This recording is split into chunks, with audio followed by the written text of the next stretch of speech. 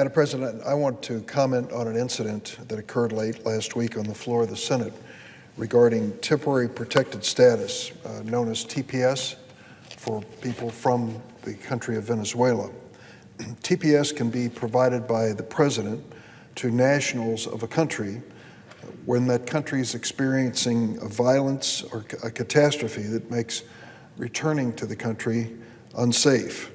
This is a protection offered by America under many different administrations to help those who might be in the United States when a calamity occurs in their home countries. It has often been granted for countries suffering outbreaks of war or natural disaster, which leads me to the issue of Venezuela. Currently, the United States is working with regional partners to foster an end to the disastrous dictatorial regime still clinging to power in Venezuela. I was there last year, and I saw what was heartbreaking, considering that this was once a proud Latin American democracy. People are literally starving in Venezuela. They faint in the workplace from lack of nutrition. Hospitals don't have electric power or the most basic medicines. I visited a children's hospital in Caracas, and they told me they didn't have antibiotics or the basic cancer drugs necessary for the children who came to their hospital. Millions are fleeing Venezuela as refugees into neighboring countries. There's brutal political repression. Opposing dictator Maduro is a virtual guarantee of house arrest or worse. Staggering government corruption and a systematic dismantling of that country's democracy are taking place on a regular basis and resulted in election results which were incredible and not believed by anyone in the region when they were announced a few months back. I've been supportive of this administration's efforts to work with other nations to support the interim presidency of Juan Guaido and provide assistance to the millions of fleeing Venezuelans. And though I fear this issue has escaped President Trump's attention, one simple step that he can take is to grant temporary protected status to Venezuelans currently in the United States. Some are here as students, others are here on work visas, but they are on temporary status. What I'm asking the President to do is to give them temporary protected status so that they wouldn't have to return to Venezuela while the danger still lurks. Despite repeated requests by myself and many of my colleagues on both sides of the aisle, President Trump has repeatedly refused. He goes to audiences in Florida and talks about confronting the Venezuela dictatorship. Then he turns around and refuses to give protection to the Venezuelans in the United States who need this protection.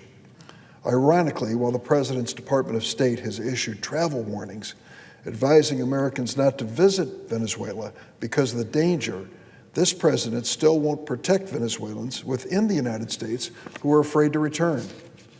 I've met many such Venezuelans in my home state of Illinois, and I can tell you they are desperately worried about returning to the chaos, violence, and hopelessness of the current Venezuela. Since the White House refuses to act, the House of Representatives passed a bipartisan bill granting temporary protected status to Venezuelans this last July by a 272 to 158 margin. Senator Bob Menendez of New Jersey, Marco Rubio of Florida, and I have introduced a similar Senate bill.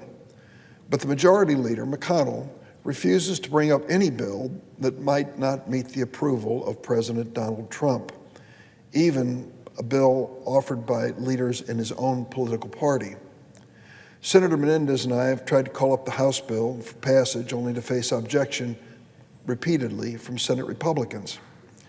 Last week, to deflect blame from President Trump and the Senate Republicans who object to our bill, the junior senator from Florida came to the floor with his own approach. He blocked the bipartisan House Venezuela TPS bill from passing and offered a dubious amendment undermining TPS for others as the price for helping the Venezuelans. In other words, he said, well, perhaps we could help Venezuelans as long as it's at the expense of others who are in similar status from other countries. His proposal would in fact significantly weaken the entire temporary protected status program. For example, his proposal would require congressional approval of any extension of TPS beyond the original period, and it would limit such extension to an arbitrary 18-month period. Ultimately, the junior senator from Florida's proposal is using the plight of Venezuelans to basically gut the existing temporary protected status program. We've seen folks on the other side of the aisle resort to this when it came to DACA. Republicans in the Senate trying to use a vulnerable population, such as the young people who were raised here in the United States and want a chance to work their way to citizenship, to use those vulnerable populations as bargaining chips for an anti-immigrant agenda. Once again, these members are simply refusing to stand up to the president when he fails on these issues. The solution indeed is simple. This administration should grant temporary protected status on its own to the Venezuelans, but it refuses. Senate Republicans could pass the bipartisan House bill to grant Venezuelans temporary protected status, but the Senate Republicans refuse. So let everyone be clear where the real failure to help Venezuelans actually rests.